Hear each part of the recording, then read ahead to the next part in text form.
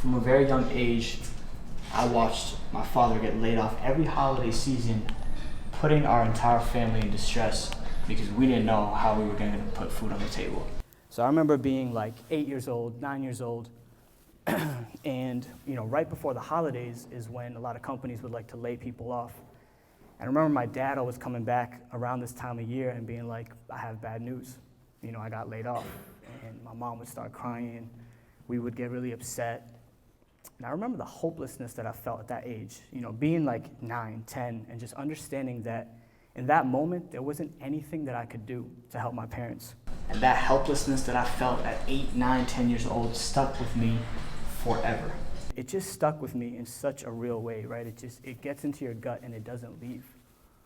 And I remember thinking, like, there's some guy in a suit and tie somewhere in some glass office, and he's deciding that my dad is no longer valuable. He's signing a piece of paper and throwing my entire family into turmoil. And it didn't make sense. I just didn't understand how that equation could make sense. And so I knew from that young age for myself that I couldn't let that happen. That whatever I did, I was gonna own. And whatever I did, I was gonna make sure that if it came to my family's future and the ability to put food on my family's plate, that I would control that decision. As I got older, I started to notice all the spaces that I would interact in, the media that I would consume, the restaurants I would visit. They were all owned by the same people or the same types of people. And none of those people looked like me. It was just something that would always consume me. So I spent time figuring out what is it that I was gonna do. Every single minute of every day, I have been obsessed with figuring that out.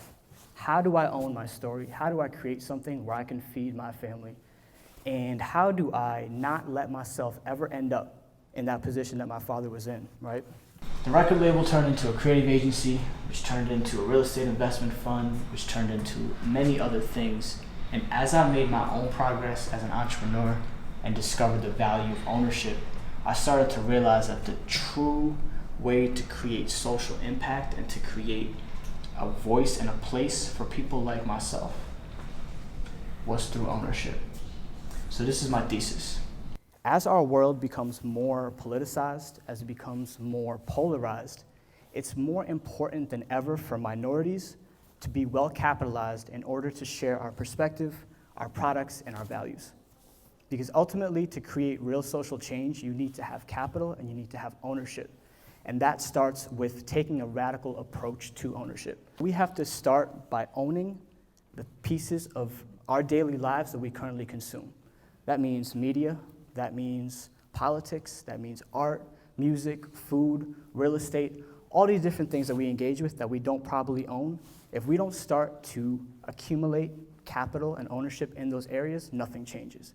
But when we start small and when we start to create that, that's how we can disrupt the economic structure and disrupt the larger power structure that goes beyond these things. Try to think as big as possible. Try to think about, in an ideal world, where would you create impact? Within these 3 topics that you just identified, how is your perspective different? Because that's where you're gonna be able to charge people to create your product and get it to market.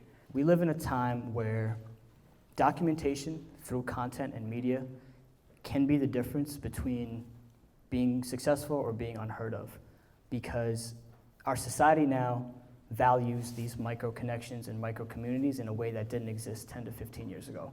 The next question, super important, which is really the core of my thesis, which is identifying 3 ways to accumulate capital.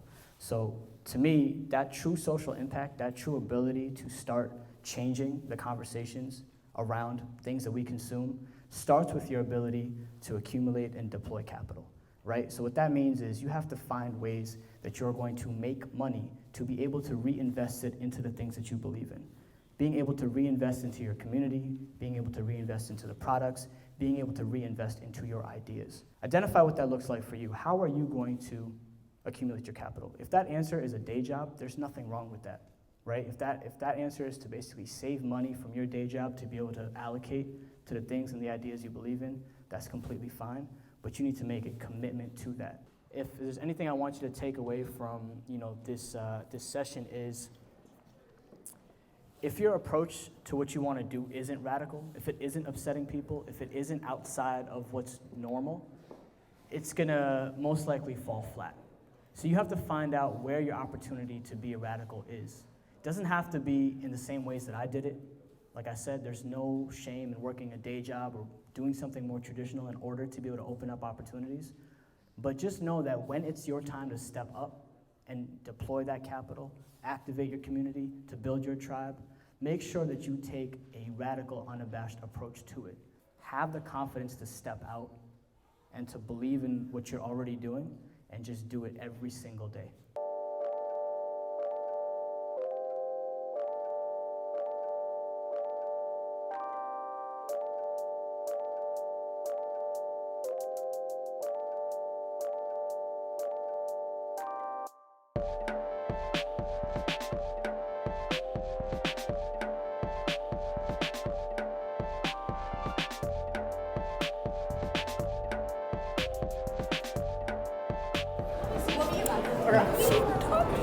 Thank you so much.